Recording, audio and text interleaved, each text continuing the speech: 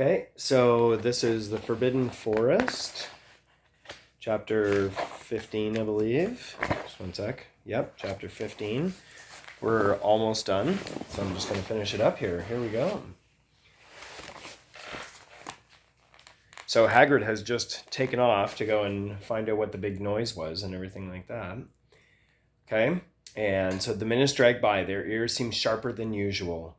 Harry seemed to be picking up every sigh of the wind. What was going on? Where were the others? At last, a great crunching noise announced Hagrid's return. Malfoy, Neville, and Fang were with him. Hagrid was fuming. Malfoy, it seemed, had sneaked up behind Neville and grabbed him for a joke. Neville had panicked and sent up the sparks. We'll be lucky to catch anything now with the racket you two were making. Right, we're changing groups. Neville, you stay with me and Hermione. Harry, you go with Fang and this idiot. I'm sorry, Hagrid added in a whisper to Harry, but he'll have a harder time frightening you, and we've got to get this done. So Harry set off into the heart of the forest with Malfoy and Fang. They walked for nearly half an hour, deeper and deeper into the forest until the path became almost impossible to follow because the trees were so thick. Harry thought the blood seemed to be getting thicker. There were splashes on the roots of a tree, as though the poor creature had been thrashing around in pain close by. Harry could see a clearing ahead and through the tangled branches of an ancient oak. Look, he murmured, holding up his arm to stop Malfoy. Something bright white was gleaming on the ground. They inched closer. It was the unicorn, all right, and it was dead. Harry had never seen anything so beautiful and sad. Its long, slender legs were stuck out at odd angles where it had fallen, and its mane was spread pearly white on the dark leaves. Harry had taken one step towards it when a slithering sound made him freeze where he stood. A bush on the edge of the clearing quivered. Then, out of the shadows, a hooded figure came crawling across the ground like some stalking beast.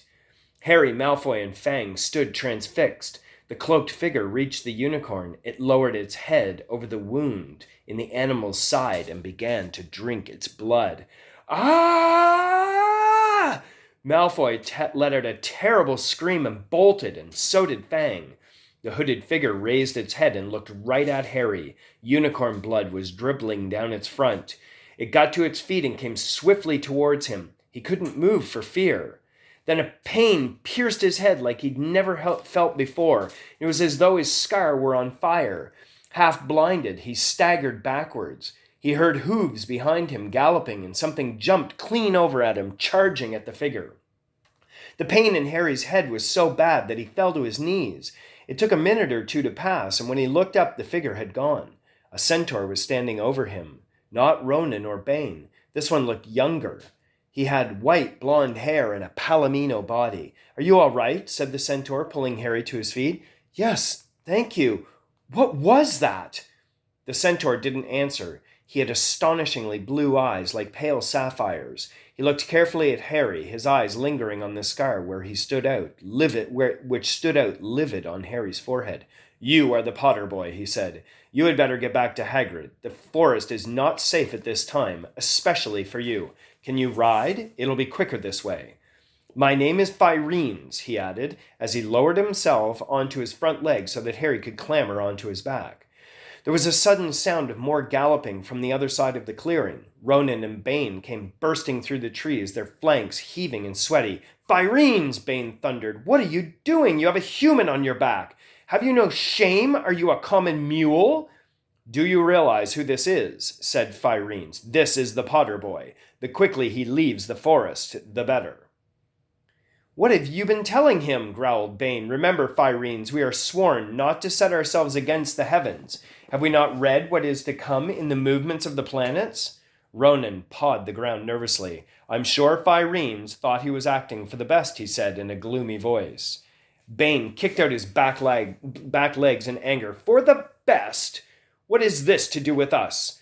Centaurs are concerned with what has been foretold, and it is not our business to run around like donkeys after stray humans in our forest. Firenes suddenly reared onto his hind legs in anger so that Harry had to grab his shoulders to stay on. Do you not see the unicorn? Firenes bellowed at Bane. Do you not understand why it was killed? Or have the planets not let you in on that secret? I set myself against what is lurking in this forest, Bane. Yes, with humans alongside me if I must. and Firenes whisked around, with Harry still clutching as best he could. They plunged off into the trees, leaving Ronan and Bane behind them. Harry didn't have a clue what was going on. "Why's Bane so angry?" he asked. "What was that thing you saved me from, anyway?" Firene slowed to a walk, warned Harry to keep his head bowed in case of any low-hanging branches, but did not answer Harry's question. They made their way through the forest in silence for so long that Harry thought Firenes didn't want to talk to him anymore. They were passing through a particularly dense patch of trees, however, when Firenes suddenly stopped. "Harry Potter, do you know what unicorn blood is used for?" "No," said Harry, startled by the odd question. "We've only used the horn and the tail hair in potions." "That is because it is a monstrous thing to slay a unicorn," said Firenes. "Only one who has nothing to lose and everything to gain would commit such a crime. The blood of a unicorn will keep you alive, even if you are an inch from death, but at a terrible price. You have slain something pure and defenseless to save yourself, and you will have but a half-life, a cursed life, from the moment that the blood touches your lips." Harry stared at the back of Firenes' head, which was dappled with silver in the moonlight. "But who'd be that desperate?" he wondered aloud. "If you're going to be cursed forever, death's better, isn't it?"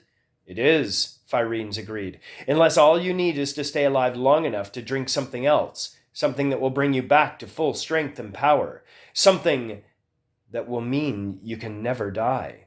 Mr. Potter, do you know what is hidden in the school at this very moment?" "The Philosopher's Stone, of course! The elixir of life! But I don't understand who—" "Can you think of nobody who has waited many years to return to power, who has clung to life, awaiting their chance?" It was as though an iron fist had clenched suddenly around Harry's heart. Over the rustling of the trees, he seemed to hear once more what Hagrid had told him on the night that they had met. "Some say he died. Codswallop, in my opinion. Don't know if he had enough human left in him to die." "Do you mean," Harry croaked, "that it was Harry, are you all right?" Hermione was running towards them down the path, Hagrid puffing along behind her. I'm fine," said Harry, hardly knowing what he was saying. "The unicorn's dead, Hagrid. It's in the clearing back there." "This is where I leave you," Firenes murmured as Hagrid hurried off to examine the unicorn. "You are safe now." Harry slid off his back. "Good luck, Harry Potter," said Firenes. "The planets have been read wrongly before now, even by centaurs. I hope this is one of those times."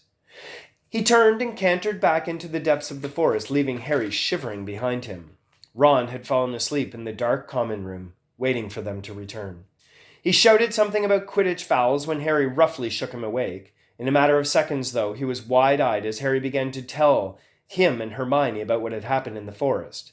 Harry couldn't sit down. He paced up and down in front of the fire. He was still shaking. "Snape wants the stone for Voldemort, and Voldemort's waiting in the forest, and all this time we thought Snape wanted to just get rich." "Stop saying the name," said Ron in a terrified whisper, as though he thought Voldemort could hear them.